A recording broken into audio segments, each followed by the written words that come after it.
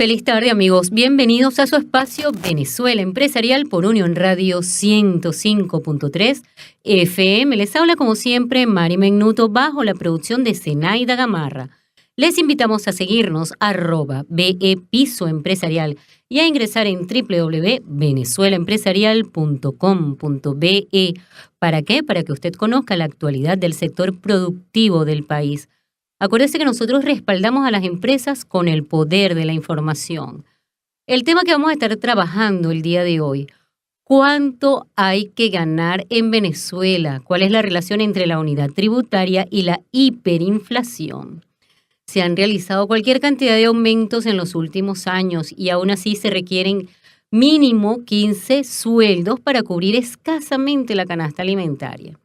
En Venezuela las familias no comen. La pérdida promedio de peso es hasta de 8 kilogramos por persona y de 3 comidas diarias hemos pasado a 2 y muchísimas personas a 1. El 83% de la población solamente come una vez al día. Hay pobreza extrema.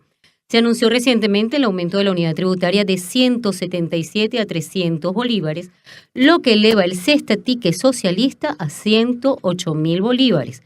De este aumento, lamentablemente quedó por fuera toda la población de tercera edad, los pensionados, que siguen devengando un sueldo mínimo que no les da ni para comprar medicinas.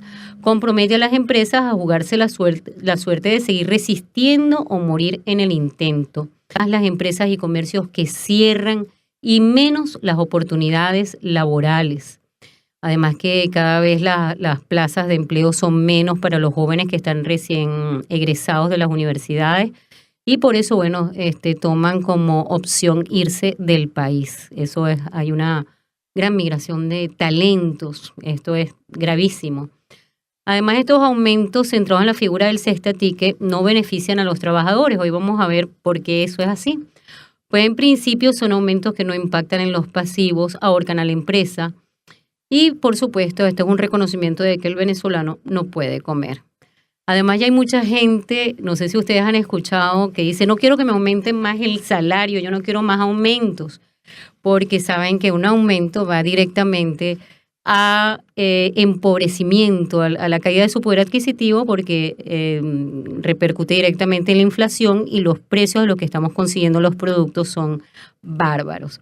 Bueno, amigos, tenemos en cabina, vamos a saludar a nuestro primer invitado.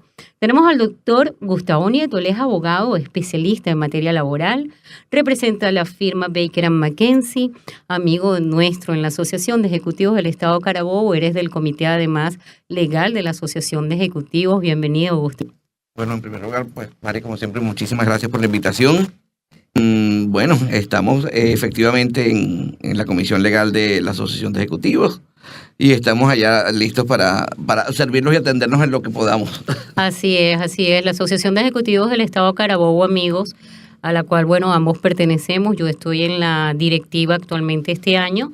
Tenemos comités profesionales. Yo pertenezco al Comité de Comunicaciones Corporativas, Gustavo al Comité Legal. Y para las personas que nos escuchan, los empresarios, para los emprendedores, para los comerciantes, para los gerentes, esa es una puerta que tienen abierta a la hora de solicitar asesorías, apoyo, ayuda, información. Nosotros estamos prestos a servir a la colectividad de la región central. Es parte de la solidaridad y de la formación que brinda la Asociación de Ejecutivos. Bueno, Gustavo, vamos a entrar en materia. Ya viste que presenté el tema acerca de este nuevo cambio en la unidad tributaria impacta al cestaticket. Y ¿qué representa eso realmente, un aumento en la unidad tributaria? Bueno, yo creo que es bueno recordar un poco desde dónde venimos para llegar hasta acá. La ley, en este momento la ley se denomina la ley del cestatique socialista, pero eso en realidad es la evolución de la ley de alimentación para los trabajadores que entró en vigencia originalmente en 1988. El propósito de esta ley era garantizar a las empresas que tenían cierto número de trabajadores, cierto capital, ciertos niveles de facturación, normalmente dirigido a empresas grandes, que procuraran el establecimiento de comedores para sus trabajadores, para garantizar por lo menos una comida balanceada, nutritiva durante la jornada de trabajo. Poco a poco después esto fue permeando de alguna forma y se fue extendiendo el beneficio y se podía dar cumplimiento, bueno, se extendió el número de empresas que estaban amparadas por este tipo de legislación y se estableció una noble modalidad. Había unas que daban cumplimiento a través del establecimiento de comedores, pero también se podía dar cumplimiento a través de la entrega de tickets o vales para adquirir comida y alimentos. Ujú. Continuó la evolución de la ley y al principio eran montos fijos los que se establecían del pago de ese aporte para comida y alimentos. Pero pasó lo que pasó también, por ejemplo, con las multas. Hace 25, 30 años las multas estaban establecidas en montos en bolívares porque la inflación en Venezuela era mínima. Ujú. Yo recuerdo que había una que siempre menciono, una célebre multa de tránsito por circular en el Hombrillo, que era la increíble cantidad para la época de 100 bolívares, que era un montón de plata. Claro. Pero ¿qué pasó? A medida que la moneda se iba devaluando, ya 100 bolívares no era nada. 100 bolívares te paraba un fiscal de tránsito porque estaba circulando en el Hombrillo y tú le dabas de inmediato la multa de 100 bolívares y 200 bolívares para que se tomara un café. Así es. De modo que en aquel momento se estableció para que las multas fueran conservando su valor con el transcurso del tiempo, se comenzó a establecer como unidad de medida el salario mínimo. Ajá. Entonces había cálculos que se realizaban en base a salarios mínimos, 1 salario mínimo, 2 salarios mínimos, 3 salarios mínimos. Pero ¿qué pasó? El salario mínimo también fue quedando rezagado en el tiempo. Y finalmente se inventa la unidad tributaria como una unidad de medida que se supone que se iba a ir ajustando periódicamente a la inflación. No solamente a la inflación, sino un poco a la forma como se viniera desenvolviendo la economía en el país. Y los ajustes eran más o menos parecidos a la inflación. Los economistas te podrán comentar de eso desde el punto de vista técnico con mayor precisión. Siguiendo con el tema de la ley de alimentación, ¿qué pasó? Pasó exactamente lo mismo. Para poder conservar el valor de la comida con el transcurso del tiempo, la ley obligó entonces a calcularla en base a unidades tributarias, entre 0,50 y 0,75 Sí. inicialmente. Ajá. ¿Correcto? ¿Qué pasó? En los últimos 18 años, el valor de la unidad tributaria no se ha ajustado al ritmo económico del resto del país. Entonces, ¿qué ha pasado en los últimos años? La ley de alimentación para los trabajadores y las trabajadoras, que fue modificada por el presidente Chávez, por allá por el año 2004, que estableció la base de cálculo de la unidad tributaria, establecía entre 0,75 y entre 0,50 y 0,75 unidades tributarias. Fíjate que establecía, de hecho, 2 valores para que las empresas más pequeñas se ajustaran al más pequeño y las que tuvieran mayores posibilidades económicas se pudieran ajustar al tope máximo. Y se seguía aplicando siempre a las empresas que no tuvieran comedor, porque la modalidad natural para dar el cumplimiento a la ley era precisamente el establecimiento del comedor. Ujú. Llegamos finalmente hasta el año 2016, en donde, como la unidad tributaria no se iba ajustando, lo que hizo el Ejecutivo Nacional fue comenzar a incrementar el número de unidades tributarias. Como entre 0,50 y 0,75 ya no era nada, se fue ajustando a un monto mayor y se fue incrementando a 1,5 y después tuvo varias escaladas hasta que finalmente, al día de hoy, a martes, está en 12 unidades tributarias. Imagínate. Correcto. Así es. Entonces, de modo que el incremento de la unidad tributaria tiene un impacto determinante y directo en el cálculo del cesta ticket para los trabajadores. Sin embargo, ¿qué significa el hecho de que un trabajador le aumenten el cesta ticket? ¿Cómo está constituida? La gente aquí, el común de la gente, confunde la indemnización y el ingreso mínimo que debe tener un trabajador con el salario mínimo. Ajá. En este momento, el salario mínimo está fijado en 40.638 bolívares con 15 céntimos a partir de el decreto 2660 del 9 de enero de 2017, en donde se incrementó el salario mínimo que teníamos del año de 2016 en un 50%. Así es. Entonces pasó de 27.092 bolívares mensuales a 40.638 bolívares mensuales. La unidad tributaria, acá, bueno, todavía no ha pasado porque no lo hemos visto publicado en la Gaceta Oficial, pero ya el presidente Maduro lo anunció que a partir del 1 de marzo se iba a ajustar la unidad tributaria de 177 a 300 bolívares. Como el cestaticket se calcula a 12 unidades tributarias por 30 días, el cestaticket se va a incrementar de 63.700 bolívares a 108.000 bolívares.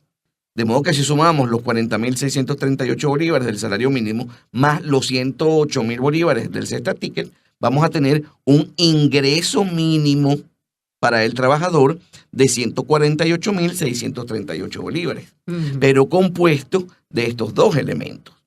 ¿Cuál es la diferencia? Muy sencillo. El salario es lo que recibe el trabajador a cambio de su trabajo. Ajá. ¿Correcto?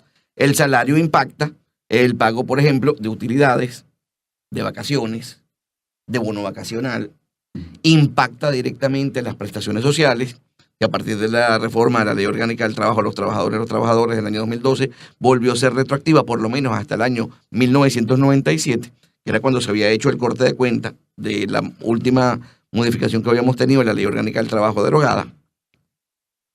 De modo que cada bolívar que tú le incrementes a los trabajadores va a impactar en todos estos conceptos. De modo que el cálculo final es que si tú le aumentas un bolívar, cuando impacta todos estos elementos, el aumento va a ser para el pagador, en este caso el empleador, bien sea el Estado o bien sea un patrono del sector privado, va a afectar todos esos beneficios y va a terminar pagando mucho más del bolívar de aumento. Claro, definitivamente. Ventaja del cestaticket.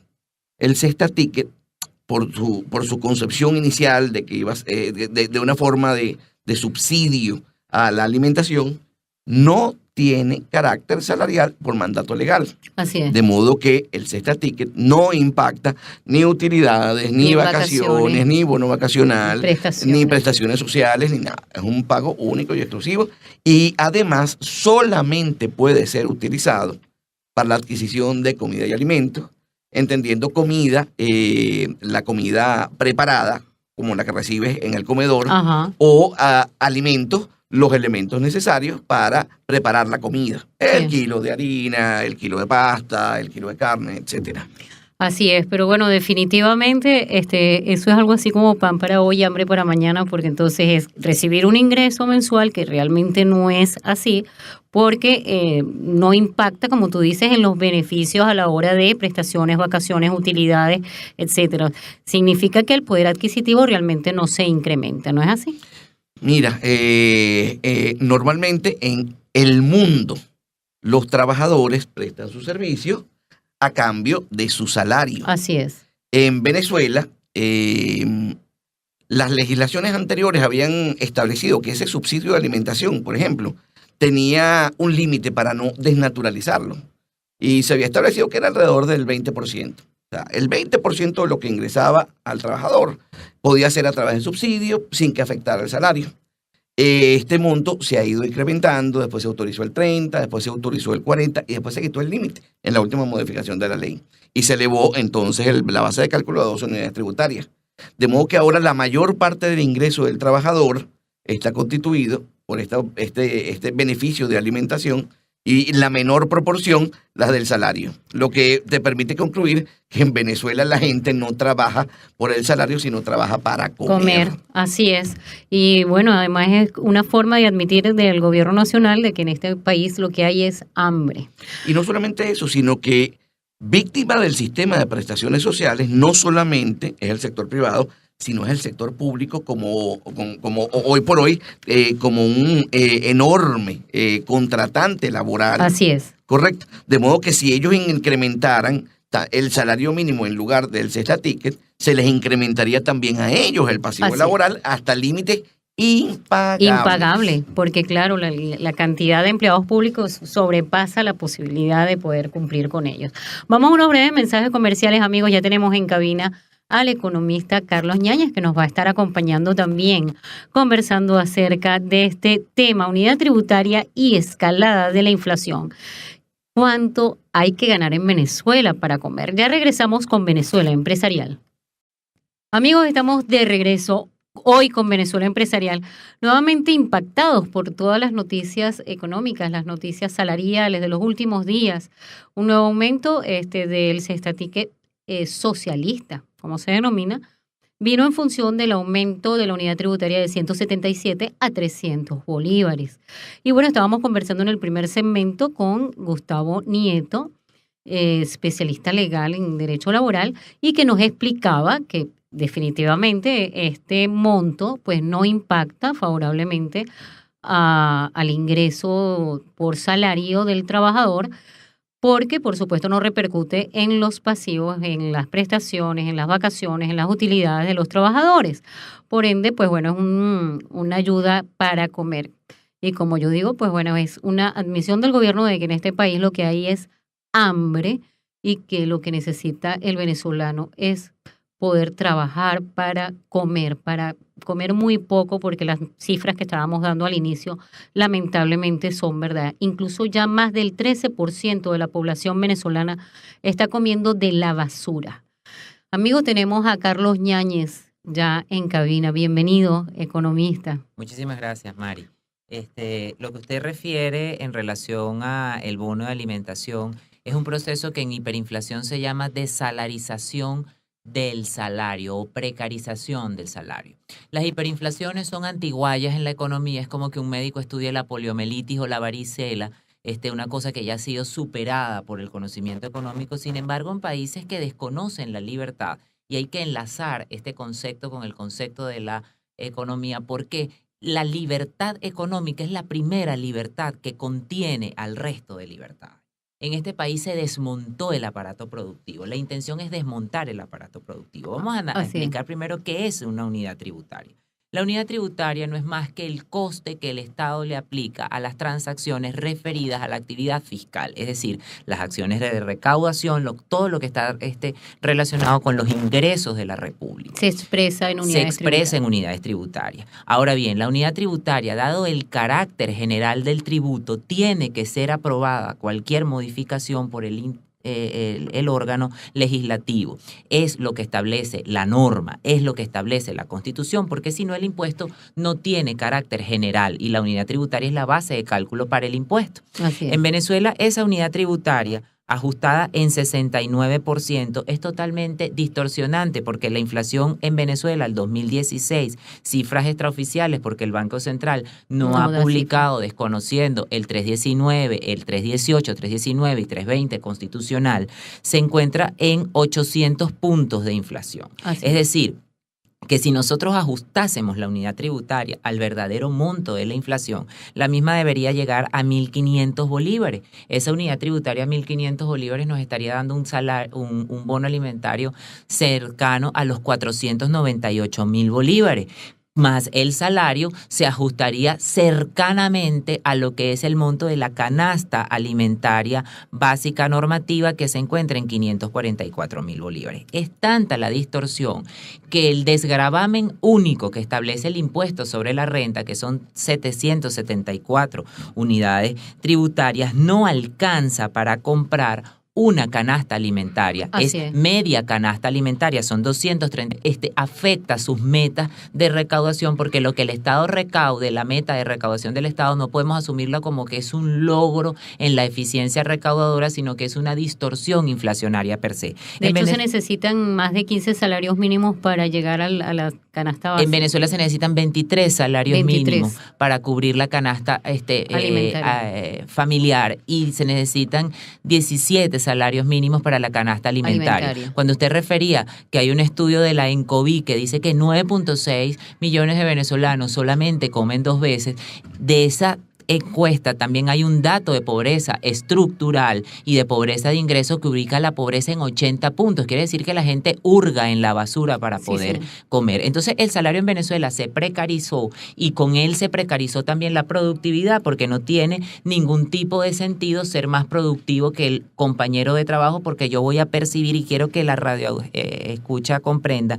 el cálculo es tan distorsionante para el cesta ticket o para el bono de alimentación, que es el siguiente: 12 unidades tributarias por 30 días al mes por el valor de la unidad tributaria. ¿En dónde tenemos el problema? En la asignación de la unidad tributaria. Claro. ¿Bajo qué criterios se aplicaron una docena de unidades tributarias para que una persona venga a trabajar? Así. ¿Qué empresario, qué comerciante aguanta ese peso inmenso? Entonces, todo el aparato productivo de la República, todo eso que representa tu programa Venezuela Empresarial, está en fase de extinción. Y está en fase de extinción porque las empresas y los comercios y el sector privado son un dique de contención al interés omnímodo de gobernarnos o de tiranizarnos, como nos tienen en la actualidad, y eso hay que manifestarlo. Esto es un sistema económico que ha demostrado ser inviable en la práctica y no tiene por qué ser distinto en la asignación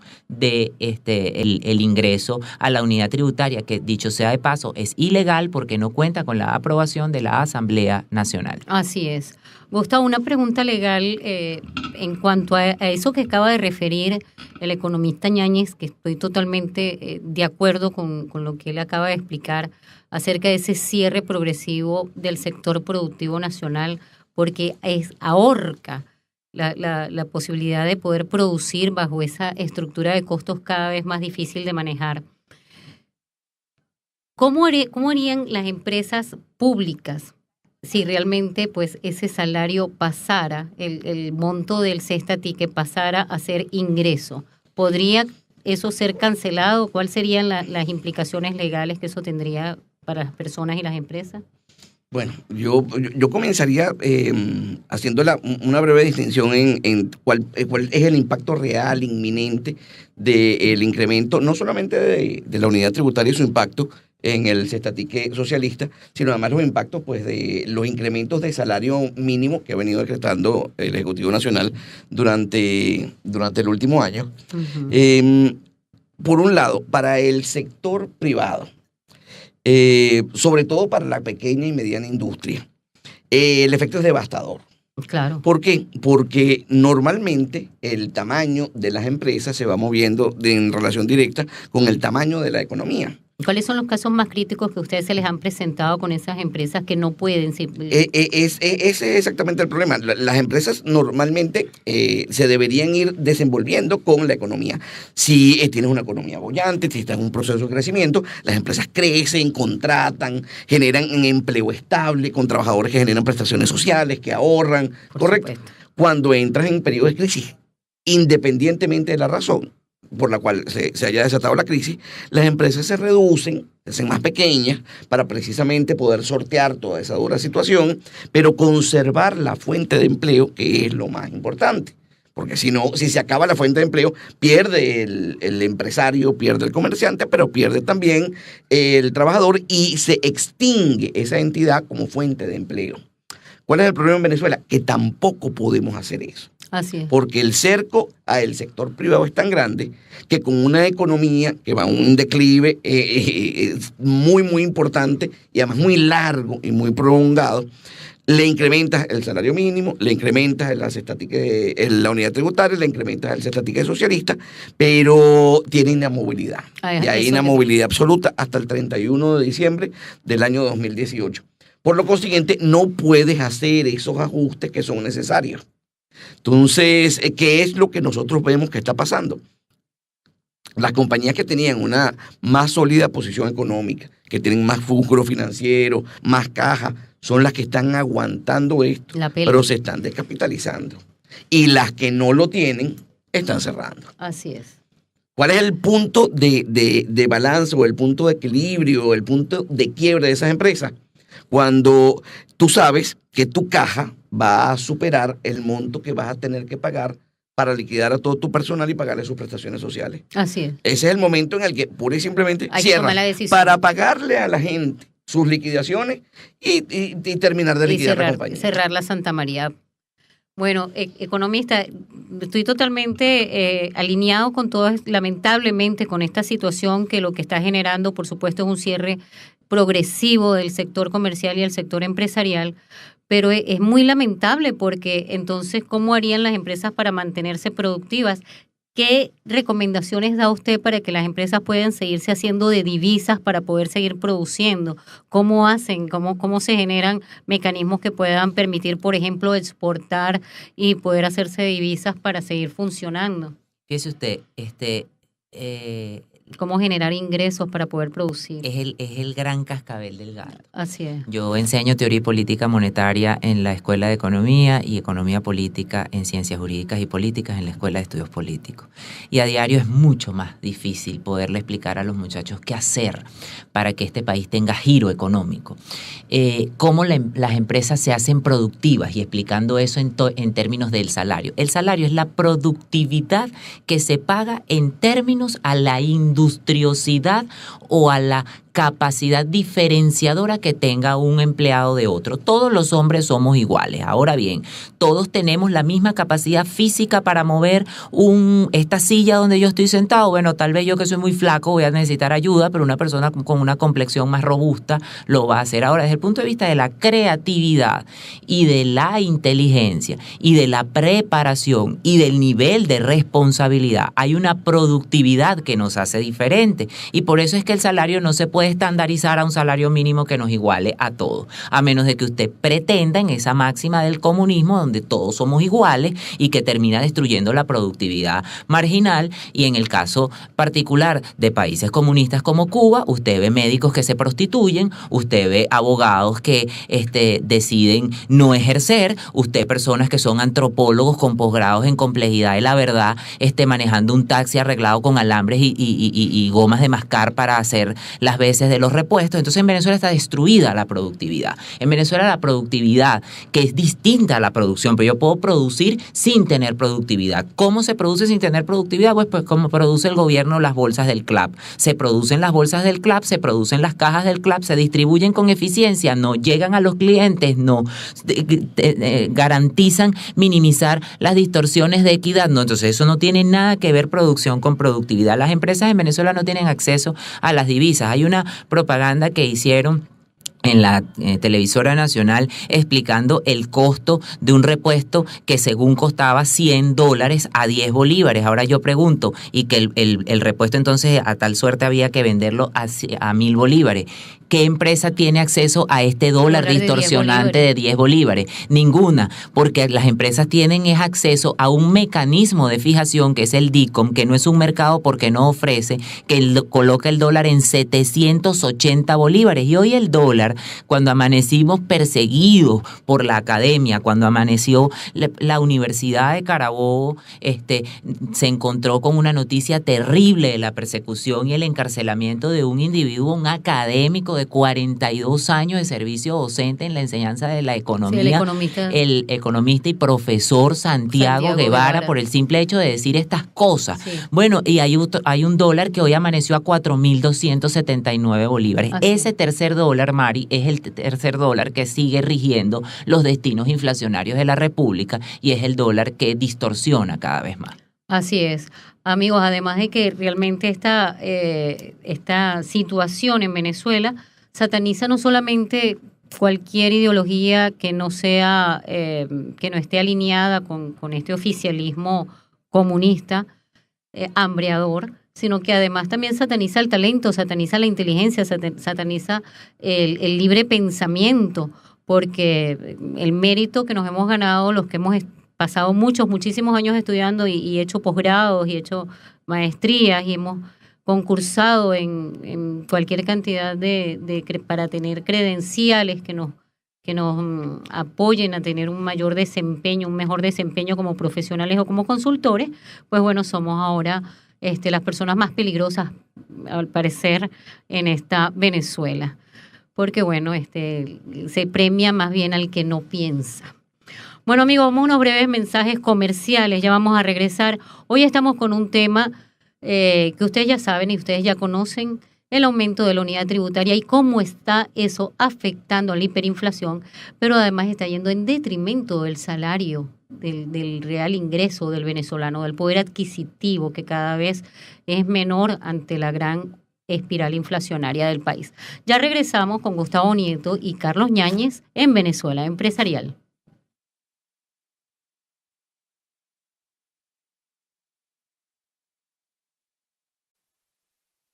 Amigos, estamos de regreso hoy en Venezuela Empresarial.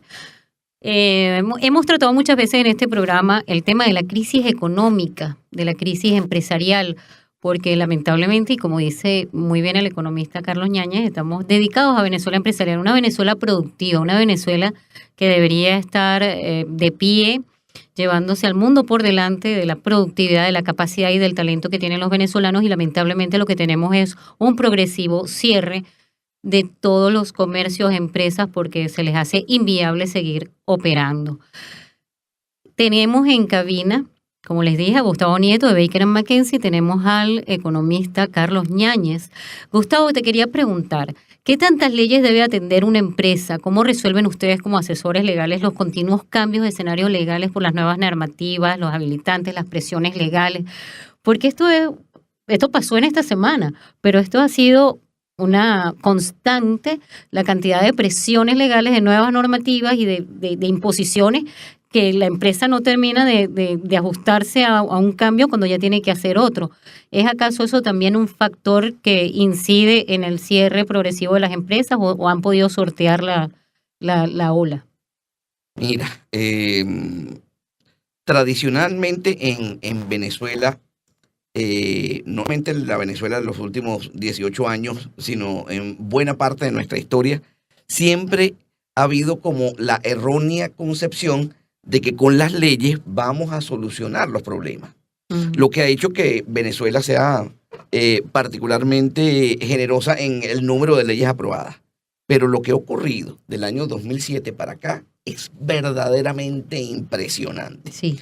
Es increíble la cantidad de tiempo y de esfuerzo que requieren las compañías solamente para mantenerse más o menos al día en el cumplimiento de ese increíble número, elevado número de disposiciones legales que le imponen una cantidad de obligaciones que es verdaderamente alarmante. Pero que además eso implica una inversión alta en un esfuerzo financiero impresionante. Absolutamente, es una inversión de tiempo, de dinero y de esfuerzo inmenso. Nosotros, particularmente en Baker & McKenzie, participamos en muchas cámaras, en muchos grupos.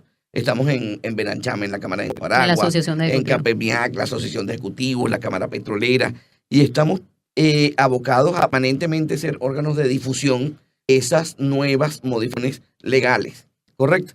Pero en los foros lo hacen en términos más o menos generales.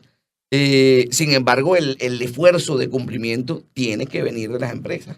De hecho, se han llegado a crear inclusive gerencias dentro de las compañías. Para poder atender, claro, todas estas normativas. Que son departamentos y son gerencias enteras que se dedican única y exclusivamente a verificar el cumplimiento por parte de la compañía de este elevadísimo número de obligaciones legales. Cuando estábamos fuera del aire, me comentabas que ya había ocurrido en alguna oportunidad que buena parte del ingreso del trabajador estaba contemplado en bonos en la época de Lucinchi. En efecto, al final del gobierno de Lucinchi, quienes tengan algunos añitos de experiencia lo recordarán, estaba el bono compensatorio, el bono del transporte, y se crearon una cantidad enorme de figuras para precisamente incrementar el ingreso de los trabajadores sin afectar las prestaciones sociales. Consecuencia definitiva de eso, bueno, eso fue algo que fue severamente cuestionado, vino una comisión de la Organización Internacional del Trabajo de Ginebra, pero realmente eso lo que ponía una vez más en evidencia era la imposibilidad de incrementar el salario de los trabajadores por el enorme lastre que representaban las prestaciones sociales retroactivas. Por supuesto. La conclusión final de esa secuencia de hechos fue cuando en el año 97 todos esos conceptos y esos bonos que no formaban parte del salario se incorporaron del salario Correcto. Se incorporaron al salario, salario. pero se modificó el régimen de prestaciones sociales. Y se terminó con esa retroactividad absoluta y fue sustituida por una retroactividad limitada. Así es. Correcto. ¿Tú crees que eso es lo que podría estar ocurriendo? Mira, es difícil prever aquí, de predicción. De predicción o previsión que tenga pues una aquí no hay análisis que valga. Exactamente, que tenga una vigencia mayor de, no sé, 30 minutos. Sí, así. Okay. Así. Pero pareciera que lo razonable y la referencia histórica que tenemos es que eventualmente se estatique, por lo menos en ese porcentaje, en esa proporción tan elevada, debería en algún momento incorporarse el salario. Y para que eso pueda ocurrir y no quebremos al Estado venezolano y a todas las empresas del sector privado, por supuesto, modificar nuevamente el régimen de prestaciones sociales. Así es. Economista, en particular con respecto a la retroactividad. Así es. Economista, una pregunta que vendría a ver cómo resolver esto de levantarse el control cambiario. ¿Podría haber un cambio en ese poder adquisitivo del venezolano? ¿Se estabilizaría el tema de la economía en Venezuela? Fíjese usted. Creo que eso podría ser otra de las cosas que podrían ocurrir. Hay un conjunto de medidas que están intentando establecer. Ojalá y sean, ya no, la unificación cambiaria no es la única salida, porque perdimos muchísimo tiempo y pasa como un paciente cuando tiene una enfermedad terminal. Si no la atacas a tiempo, pues el tratamiento tiende a ser mucho más grave. Venezuela tiene que pensar la vía de dolarizar su economía. Sí. La dolarización en economía sin fricciones de la economía venezolana tiene que pensarse, y pongo el ejemplo en el tema de que si una persona gana 104,000 bolívares de salario, que era lo que se ganaba la semana anterior al incremento de la cesta ticket, seguiría ganando ganará $26, pero esos $26 le van a permitir en el tiempo seguir comprando los bienes y servicios. ¿Qué beneficios trae la dolarización? Trae efectos formidables, como por ejemplo la cooptante del tema de la hiperinflación. En Ecuador la inflación pasó de 95% a menos 4% el año siguiente de aplicarse. En El Salvador a menos 0,73%, en Panamá a 0,73%. Un sueño dorado. Correcto. Para Venezuela. En Zimbabue, que tenía una inflación de 12,400%, la inflación se ubicó en 4% luego de la dolarización. Ahora, ¿cuál es la tragedia del venezolano? Usted va a una tienda ahorita que tiene un logotipo que es un gancho de ropa, una percha de ropa, y usted encuentra allí cervezas italianas, usted encuentra fórmulas infantiles francesas, pero la fórmula infantil francesa, el litro de fórmula infantil cuesta 23,000 bolívares, Mari. Entonces el problema es que estamos ganando en bolívares y erogando en dólares. Así. La necesidad es modernizar la economía venezolana. La moneda en Venezuela no tiene sentido, señores, que la cúspide de nuestra moneda sea el billete de 20,000 bolívares, que haya tenido que multiplicarse el billete de 100 bolívares 200 veces su valor para poder contener el impacto inflacionario. Y en términos nominales, usted puede percibir 148,000 bolívares, correcto, que fue lo que me costó mi apartamento hace 3 años, pero 148,000 bolívares en la actualidad no le permite comprar sino el 19% de la canasta alimentaria. Entonces, el problema está en cómo resolver esta situación. Bueno, esta situación se resuelve cambiando el modelo económico. ¿Y qué es el modelo económico? El conjunto de reglas económicas que tenemos. Finalmente, Mari, yo quería culminar con una máxima de Benedetti. Un poema se llama Las voces de abajo, que creo que nos describe fundamentalmente. No sé si mañana o dentro de un rato, y esa es la gran duda del venezolano, ¿cuánto va a durar el precio de los bienes y servicios, y sobre todo de los grandes olvidados que son nuestros pensionados y nuestros jubilados que no perciben bono de alimentación, y por lo tanto la política pública del ajuste de la unidad tributaria es incoherente, incoordinada, inestable e inequitativa, y evidentemente va en contra de los fundamentos del socialismo. Muchísimas gracias, María. Gracias, Carlos. También, Gustavo, para que cierres, ¿qué podemos hacer para dar apoyo a estas personas de la tercera edad que realmente en el tema de los pensionados son la población más más vulnerable y que está más afectada por esto, porque su ingreso pues no se da. ¿Cómo se puede hacer para presionar de alguna manera legalmente a que esto pueda revertirse? Mira, tenemos una nueva Asamblea Nacional electa en diciembre del año 2015 y durante el año 2016 una de las iniciativas legislativas que esta nueva Asamblea Nacional propuso era precisamente una previsión para lograr que el cestatique o algún beneficio de naturaleza similar le fuera pagado a los pensionados. Y no fue así. Pero yo creo que todos estamos muy claros en que la efectividad de la Asamblea Nacional ha sido absolutamente anulada por este gravísimo conflicto que tienen con la Sala Constitucional del Tribunal Supremo de Justicia, en donde ambas partes, con la Constitución en la mano, alegan la inconstitucionalidad de los actos de uno y de otro. Pero eso ha permitido al Tribunal Supremo de Justicia trabajar normalmente y ha imposibilitado completamente la actuación de la Asamblea Nacional. Así es, lamentablemente, pues bueno, la justicia, la equidad, no existen en este sistema de gobierno donde lamentablemente se está cumpliendo a carta cabal el plan de la patria. Solamente se alimenta a las personas que siguen al oficialismo y que siguen todas las personas, pues bueno, no les basta su dinero para comer y están hurgando en para poder comer. Antes de finalizar el programa, desde esta tribuna de Venezuela Empresarial, queremos dar un respaldo real al profesor Guevara, que realmente ha sido injustamente detenido. Esta es una situación que no solamente afecta a la Universidad Carabobo, ni al Estado Carabobo, ni a nuestra entidad, sino a todas nuestras instituciones, a nuestra libertad como venezolanos, a la ciudadanía, porque realmente pues no podemos permitir que se nos juzgue o que se nos persiga por el libre pensamiento y la defensa que tenemos que dar como venezolanos a esta terrible amenaza que está sufriendo la libertad y la democracia en Venezuela. Amigos, bueno, ¿qué más ocurre en este país de aquí a la próxima semana? Tenemos una crisis grave en Venezuela, no solamente una crisis económica, tenemos una crisis humanitaria.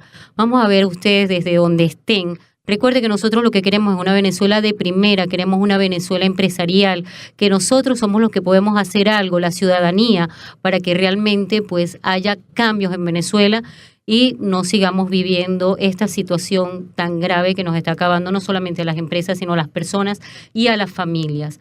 Nos despedimos recordándole que los ciudadanos, profesionales, ejecutivos y empresarios de Venezuela tenemos que unirnos, tenemos que hacer un fuerte bloque para poder defender nuestros derechos, nuestra libertad económica, como decía nuestro invitado. Me despido en los micrófonos, Mari Menuto, Brian Flores en la grabación, Carlos Paz en los controles, María Andreina Machado en la gerencia de producción, Edgar Barrios en la dirección de la emisora. Feliz tarde, será hasta el próximo sábado por Unión Radio 105.3 en Venezuela Empresarial.